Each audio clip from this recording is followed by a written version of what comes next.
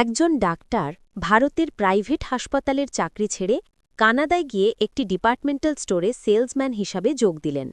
স্টোরের মালিক জিজ্ঞেস করলেন, তোমার কোনো অভিজ্ঞতা আছে? তিনি জানালেন, আমি দেশে একজন ডাক্তার হিসাবে পরিচিত ছিলাম। চাকরির প্রথম দিনে তিনি খুব মনোযোগ দিয়ে কাজ করলেন। সন্ধে ৬টায় ছুটির সময় বস তাকে জিজ্ঞেস করলেন, আজ তুমি কজন ক্রেতার কাছে পণ্য বিক্রি করেছ? তিনি উত্তর দিলেন, আমি আজ সারাদিনে একজন ক্রেতার কাছে বিক্রি করেছি। মালিক আশ্চর্য হয়ে বললেন, মাত্র একজন? এখানকার প্রত্যেক সেলসম্যান দিনে ২০ থেকে ৩০ জন ক্রেতার কাছে পণ্য বিক্রি করে। তা তুমি কত ডলারের পণ্য বিক্রি করেছ? তিনি বললেন, ৯৮,৭৫৪৩ ডলার। বস অবাক হয়ে বললেন, কি? এটা তুমি কিভাবে করলে?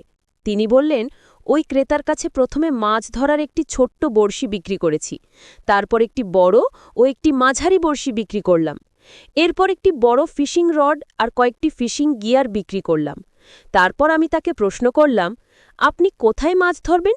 তিনি বললেন, তিনি সমুদ্র তীরবর্তী এলাকায় মাছ ধরবেন। তখন আমি তাকে বললাম, তাহলে তো আপনার একটি নৌকার প্রয়োজন হবে।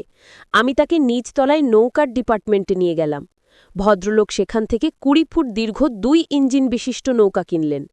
এরপর আমি তাকে বললাম, এই নৌকাটি তো আপনার ভক্সওয়াগন গাড়িতে ধরবে না, একটা বড় গাড়ির প্রয়োজন।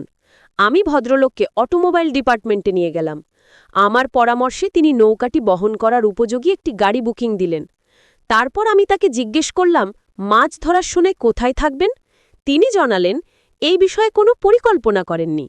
আমি তাকে ক্যাম্পিং ডিপার্টমেন্টে নিয়ে গেলাম। তিনি আমার পরামর্শ মতো ৬ জন লোক ঘুমানোর উপযুক্ত একটি ক্যাম্প তাঁবু কিনলেন।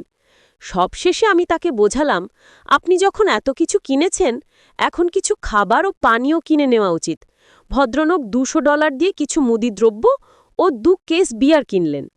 এবারে স্টোরের মালিক একটু দমে গিয়ে বিস্ময়ের সঙ্গে বলে উঠলেন, যে লোকটা একটা বড়শি কিনতে এসেছিল, তুমি তাকে দিয়ে এত কিছু কেনালে?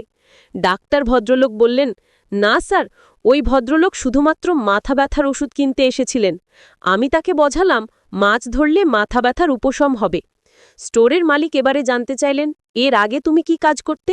তিনি বললেন, আমি ভারতের একটি প্রাইভেট হাসপাতালে ডাক্তার ছিলাম। দরকার না হলেও তখন রোগীদেরকে নানা ধরনের প্যাথোলজিক্যাল পরীক্ষা, echo, ECG, CT scan, X ray, MRI ইত্যাদি পরীক্ষা করানোর পরামর্শ দিতাম। স্টোরের মালিক বললেন, তুমি এখন থেকে আমার চেয়ারেই বসবে, আর আমি তোমার দেশে গিয়ে প্রাইভেট হাসপাতালে ট্রেনিং নিয়ে আসব।